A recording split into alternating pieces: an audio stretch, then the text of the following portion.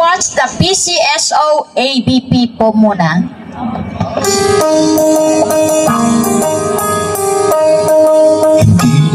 Umuurong sa pagtulong, gawa sa lahat sinusulong. PCSO, PCSO,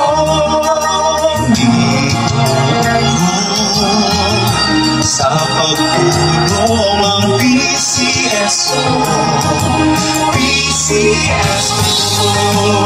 Ang karamay mo, ang kaibigan mo, ang sandigan mo,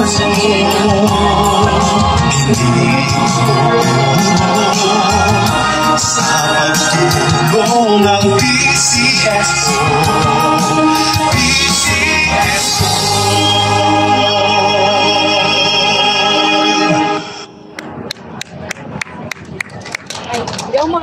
Okay, so let us call on the Chief of Staff of our... Ito po, ang ating sister na si Miss Eileen Papin. Gusto niyo po muna ba siyang kumanta? Yes! Siyempre, di ba? Bago siya magsalita, pakantahin muna natin ang ating Eileen Papin. Okay, kanta ka agad? Anyway, in behalf of Director Imelda Papin, aawit po ako sa inyo ngayon bago ako magsalita. Okay? Okay po ba kayo dyan? Anong gusto nyo? Mukhang maraming paboritong isang linggong pag-ibig. 7 araw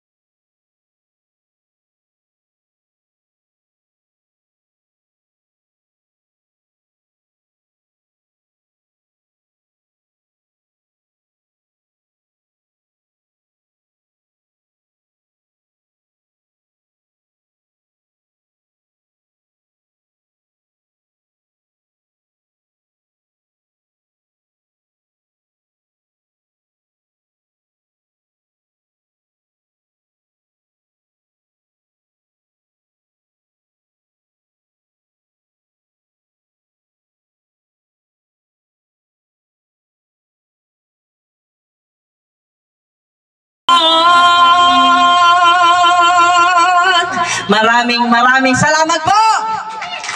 Mabuhay One Movement! Mabuhay po kayo. Ayan, syempre. Diba? Okay, anyway. Huminga lang po. Para ho akong nag-jogging ng 3 kilometers. Mapagpalang araw po sa inyo lahat at mainit na araw. Actually, last week, sabi ko kay Chair, sabi ko, Kuya, sana hindi umulan. Kasi syempre, di ba, ano ngayon eh, may parating. May parating. Thank you, Lord. Oo, pinagdasal namin ni Kuya yan. Lord, ilihis mo muna. Nag-fasting pa ho sila Kuya para sa weather na ito. But anyway, again, in behalf of our new appointed director na si Ate Imelda Papin, humihingi ho ng paumanhin dahil hindi po siya ho nakarating ngayon.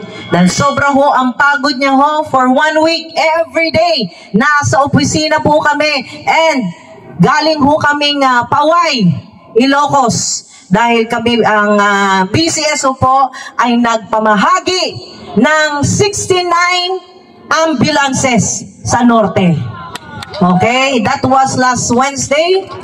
And nung Tuesday naman nasa Quirino Grandstand ang PCSO, nagpamahagi naman po ng 129 ambulances para sa mga LGUs sa North, sa Visayas and Mindanao. Nandun yung mga representative po ng mga LGUs.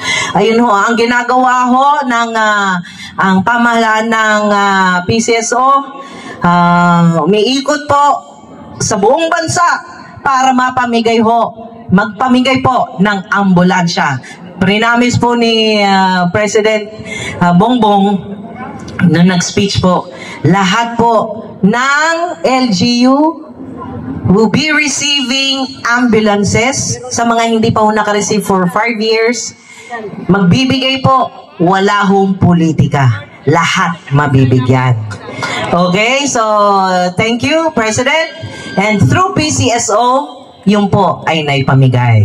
Diba? Palakpakan natin ang ating Presidente, Bongbong Marcos Jr. Yan, okay, so since narito po ako, nais ko ayoko naman pong pagdasal na may ma-hospital po sa inyo, sa family nyo, pero ang PCSO at ang tanggapan po ni Director Imelda Papin ay handang tumulong when it comes to hospital bills. Okay, especially ang mga One Movement members.